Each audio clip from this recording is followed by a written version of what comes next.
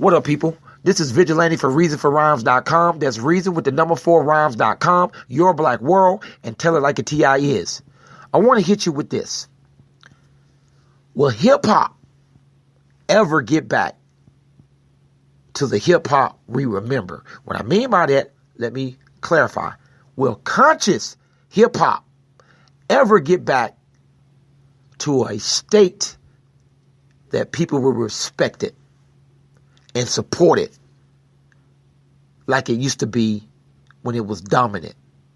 87, 88, 89, after the Malcolm X movie, people were very Afrocentric at that time, medallions and all that, those different things, fight the power, all these things about the racism in New York, and all these things that people gravitated to because hip hop was this beacon of light where people could speak in rhyme form and reach the masses with the message to make people want to change and become conscious.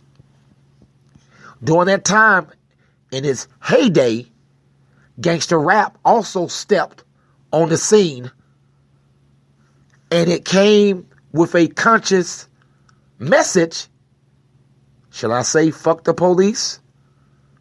But the backstory was a little bit different after we said fuck the police. The backstory was a little bit different. So, as we fast forward to 2015, who really won? If you call it like an arms race, gangster rap, consciousness, so like the United States and Russia, who won? It looks like gangster rap won. And it's grandkids of the NWA segment.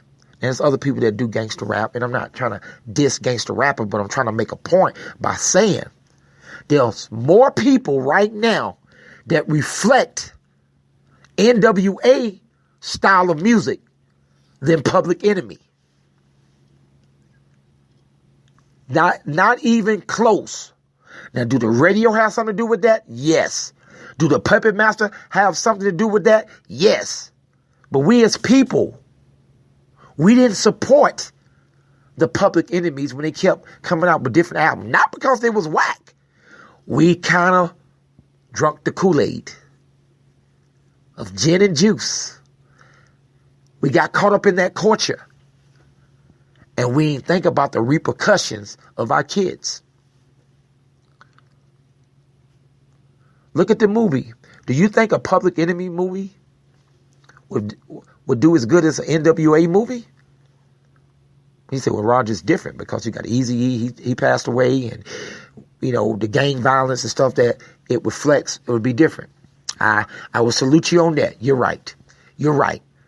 But the things that Public Enemy stood for, the things they came up against, to the point where Chuck D had to decide, was he going to keep Professor Griff in for the anti-Semitic statements that was said? So it could have been compelling. Had some things about it. But at the end of the day, do we want to be entertained or teached or preached to? That's what it comes down to. So when you look at how the music scene is now, the South, rightfully so, it's their turn. Their influence is heavy over all the music that's going on. Even in the New York market, you hear a lot of Southern music. In the clubs, Southern music. And what we know is hip hop from a lyrical standpoint and all these things, Southern rappers can bring it. Don't get it twisted. Midwest rappers, sure enough, can bring it. Just like New York rappers can bring it. But I think what have happened, matter of fact, like I say, Nas was a prophet. He was a prophet. But people didn't understand it. They did not receive it when he let people know that hip hop is dead. Now, you would say now, who cares about hip hop? I tell you who cares about hip hop. You do and I do and everybody else do, because we're still influenced by hip hop. So you can't say that stuff is dead. I see a lot of people on Board's page say ain't nobody thinking about hip hop. You're a lie. Let me check your iPod. Let me go to your page. Let me click on your statement and click to your page and see what you got on there. A lot of y'all don't have nothing on there because you got a little quick YouTube page just to talk shit on there. But will conscious hip hop rise again? Now, we felt good with Kendrick Lamar, and J. Cole has said some things to make you think. But do you think in a time, y'all, where black men are being slaughtered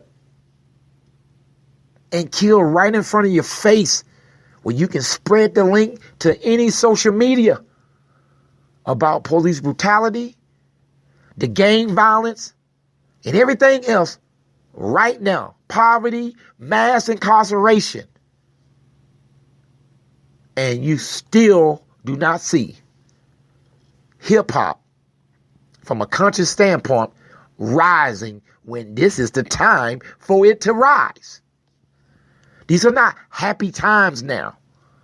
When things was going on in the 80s, with the racism in New York, Public Enemy was saying, fight the power. We give credit to NWA. They were saying, fuck the police.